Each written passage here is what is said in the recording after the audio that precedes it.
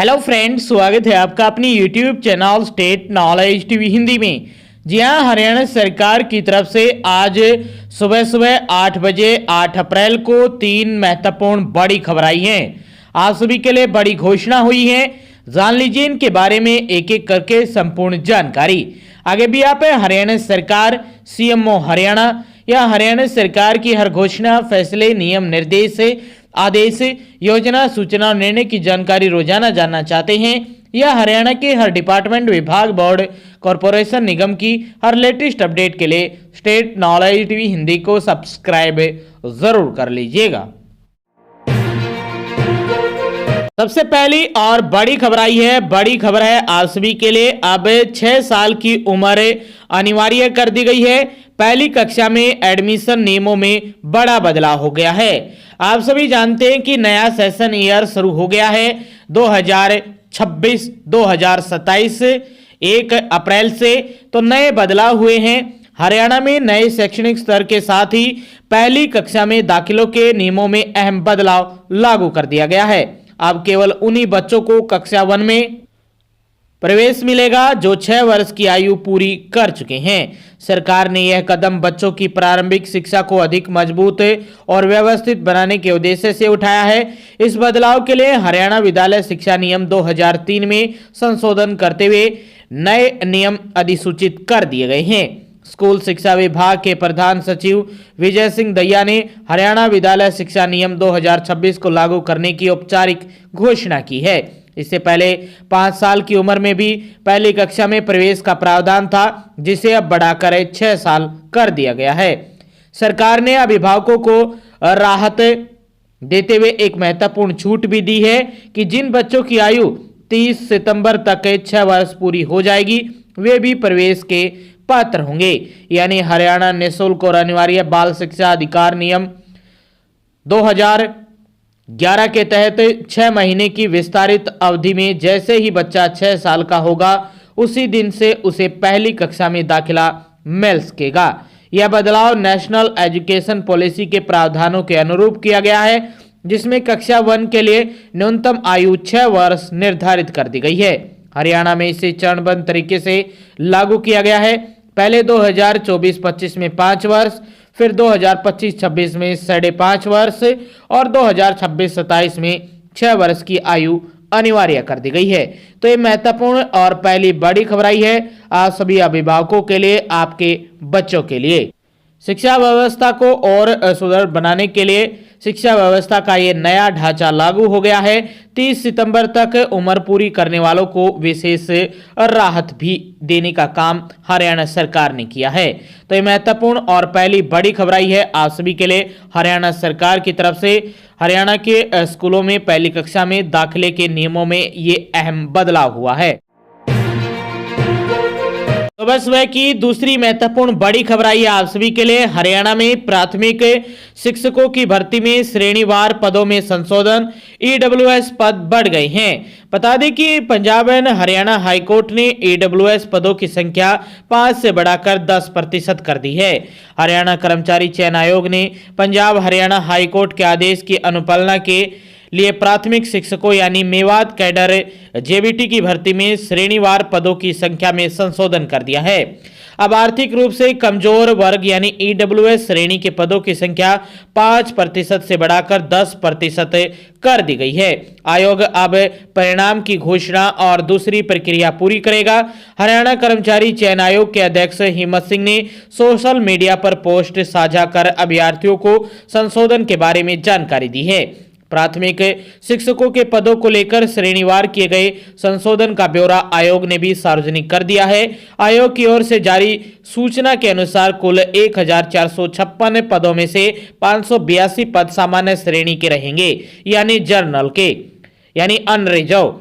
अनुसूचित जाति के लिए 285 पद तय किए गए हैं। पिछड़ा वर्ग ए के लिए 228 और पिछड़ा वर्ग बी के लिए 155 पद निर्धारित किए गए हैं।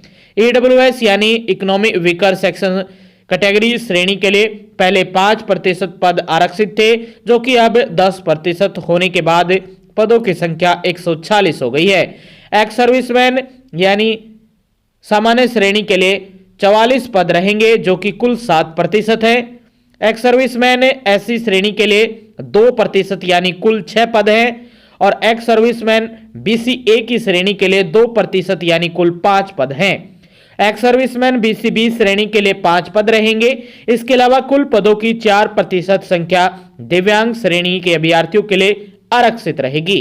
आयोग के अध्यक्ष ने अभ्यर्थियों को सोशल मीडिया पर हाईकोर्ट के आदेश पर प्राइमरी शिक्षक भर्ती यानी पीआरटी जेबीटी में श्रेणीवार पदों के किए गए संशोधन के बारे में ये जानकारी दी है। तो ये बड़ी महत्वपूर्ण खबर आई है आप सभी के लिए। और ये दूसरी महत्वपूर्ण बड़ी अपडेट थी, हरियाणा में पीआरटी जो शिक्षक है उनकी भर्ती का अब रिजल्ट और अन्य प्रक्रिया पूरी हो सकेंगी, क्योंकि जो हाईकोर्ट में केस चला हुआ था पदों को लेकर उसमें संशोधन हुआ है। हाईकोर्ट के आदेश के बाद कुछ श्रेणियों में पदों की संख्या बढ़ाई गई है, उनके आरक्षण उनके रिजर्वेशन के अनुसार। तो ये दूसरी महत्वपूर्ण बड़ी अपडेट आप सभी के लिए हरियाणा सरकार की तरफ। तीसरी अपडेट में 2 महत्वपूर्ण खबरें हैं एक साथ। तीसरी अपडेट में पहली महत्वपूर्ण खबर आई है आप सभी हरियाणा के किसानों के लिए, किसानों की मौज होने वाली है। अब प्रदेश सरकार ने तीसरी बिजली कंपनी यानी हरियाणा एग्री डिस्कॉम का गठन कर दिया है। अधिसूचना जारी, किसानों को मिलेगी सस्ती बिजली, निर्बाध बिजली, सब्सिडी का बोझ भी कम करने की योजना है। जी हां, हरियाणा के किसानों को हर साल मिलने वाली 7,000 करोड़ रुपए की सब्सिडी में भी कमी लाने का प्रमुख लक्ष्य होने वाला है इस बिजली कंपनी का। और ये तीसरा डिपार्टमेंट बनने जा रहा है, तीसरा विभाग बनने जा रहा है। पहला उत्तर हरियाणा बिजली वितरण निगम, दूसरा दक्षिण हरियाणा बिजली वितरण निगम और तीसरा हरियाणा एग्री डिस्कॉम जो किसानों का जो फीडर है उसको देखने वाला है। कृषि क्षेत्र अर्थव्यवस्था की रीढ़, किसानों की गुणवत्ता और ग्रीन एनर्जी उपलब्ध करवाना जरूरी है। बता दें कि हरियाणा के किसानों को 10 पैसे प्रति यूनिट की दर से किसानों को सस्ती बिजली उपलब्ध करा रही है सरकार, और नया बोर्ड बनने के बाद और भी सस्ती बिजली हो सकती है। वहीं 13 जिलों में दक्षिण हरियाणा बिजली वितरण निगम और 10 जिलों में उत्तर हरियाणा बिजली वितरण निगम फिलहाल काम कर रहा है और हरियाणा के किसानों के जो फीडर हैं खेतों को बिजली आपूर्ति का काम करता है। अब इनसे किसानों के फीडरों को लेकर हरियाणा एग्री डिस्कॉम को दिया जाएगा और वही संभालेगा अब किसानों की जिम्मेवारी। क्या होगा नया बदलाव? नया हरियाणा एग्री डिस्कॉम पूरे राज्य में कृषि फीडरों और किसान उपभोक्ताओं को संभालने वाला है। इससे ट्यूबवेल कनेक्शन जारी करने, ट्रांसफार्मर बदलने और बिजली सप्लाई में तेजी आएगी। किसानों को निर्बाध और विश्वसनीय बिजली आपूर्ति सुनिश्चित होगी। राज्य पर सब्सिडी का बोझ भी कम करने का लक्ष्य रहेगा। हरियाणा एग्री डिस्कॉम की जिम्मेदारी यह होगी कृषि उपभोक्ताओं को बिजली आपूर्ति देना। नए कनेक्शन यदि कोई किसान लेना चाहता है तो इसी विभाग के माध्यम से आपको नए कनेक्शन दिए जाएंगे। 11 केवी फीडर, ट्रांसफार्मर और लाइन का संचालन और रखरखाव भी इसी विभाग की तरफ से होगा। मीटरिंग यानी जो मीटरों को लेकर कोई समस्या है या जहां पर मीटर नहीं है उनको लेकर कोई समस्या है, उनके बिल को लेकर, किसानों को बिल को लेकर या किसानों की बिलिंग को लेकर, राजस्व वसूली को लेकर शिकायत निवारण और गुणवत्ता सुनिश्चित करना भी इसी विभाग का काम होगा। पहले से मौजूद दोनों बिजली कंपनियां 33/11 केवी सबस्टेशन तक बिजली आपूर्ति और अपस्ट्रीम नेटवर्क संभालेंगे।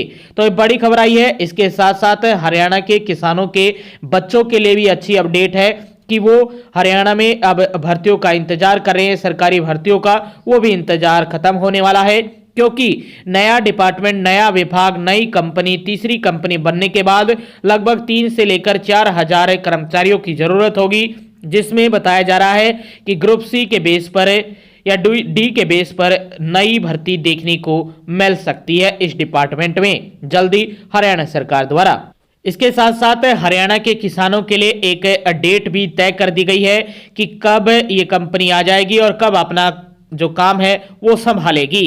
हरियाणा सरकार ने लक्ष्य रखा है कि सभी तैयारियां पूरी करे 15 अगस्त 2026 से हरियाणा एग्री डिस्कॉम काम शुरू कर देगा।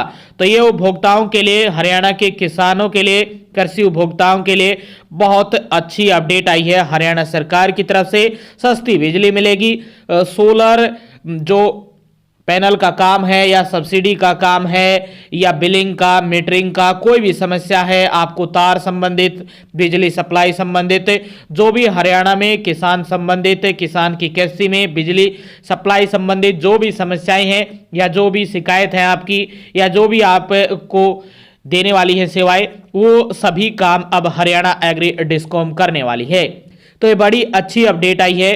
15 अगस्त 2026 को आपको तोहफा मिल जाएगा। और ये तीसरी अपडेट में पहली बड़ी खबर हरियाणा के किसानों की। तीसरी अपडेट में दूसरी महत्वपूर्ण सूचना आई है आप सभी के लिए। सड़क परिवहन और राजमार्ग मंत्रालय की तरफ से आप सभी के लिए अपडेट है। यदि आपका पास कोई ऐसा वाहन है जिसका टोल लगता है टोल प्लाजा पर, तो आप सभी के लिए बड़ी सूचना है। फास्टैग टोल भुगतान का मुख्य तरीका रहेगा। टोल प्लाजा पर 10 से नगद भुगतान बंद और यूपीआई महंगा होगा। बड़ी अपडेट है कि यदि आप यूपीआई से पेमेंट करते हैं बल्कि फास्टैग की बजाय, तो आपको 1.25 गुना पैसा देना होगा। और यदि आप फास्टैग से पेमेंट करते हैं तो जो पैसे लगते हैं वही पैसे आपको देने होंगे। तो अब कुछ जो बढ़ोतरी है वो टोल प्लाजा पर रेट में भी की गई है, वो आप अपना चेक कर लीजिए।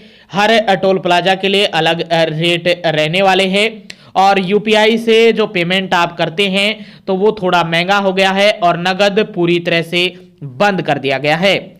10 अप्रैल से राष्ट्रीय राजमार्गों के टोल प्लाजा पर नगद भुगतान पूरी तरह बंद करने की घोषणा कर दी है। अब यात्रियों को टोल देने के लिए फास्टैग या यूपीआई का सहारा लेना होगा। फास्टैग आपके लिए अच्छा होगा, वो आपकी जेब पर भी ज्यादा असर नहीं डालने वाला। और यदि आप यूपीआई का इस्तेमाल करते हैं तो 0.25% आपको ज्यादा देना होगा फास्टैग के मुकाबले। तो ये महत्वपूर्ण बड़ी सूचना थी आप सभी के लिए। 10 अप्रैल आने वाली है, आज 8 अप्रैल है। उससे पहले आप अपने वाहनों पर फास्टैग जरूर इंस्टॉल करवा ले, लगवा ले, ताकि आपका 0.25% पैसा बचता रहे। तो ये बड़ी महत्वपूर्ण खबर थी आज सुबह सुबह 8 बजे। आगे भी आप हरियाणा की हर खबर जानना चाहते हैं, हरियाणा सरकार के हर डिपार्टमेंट, विभाग, बोर्ड, कॉरपोरेशन, निगम की लेटेस्ट अपडेट के लिए स्टेट नॉलेज टीवी हिंदी को सब्सक्राइब जरूर कर लीजिएगा।